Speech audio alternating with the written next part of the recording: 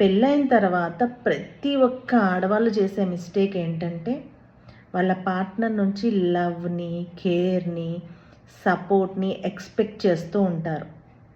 ఈ ఎక్స్పెక్టేషన్స్ వల్ల ఏమనుకుంటూ ఉంటారంటే, అయ్యో నాకు ఈ ప్రాబ్లం వచ్చిందా, సో నా హస్బెండ్ ఫిక్స్ చేయాలి అని అనుకుంటారు. కానీ రియాలిటీ ఏంటంటే ఆ హస్బెండ్కి చాలా ఎమోషనల్ ఓవర్లోడ్ ఉంటుంది.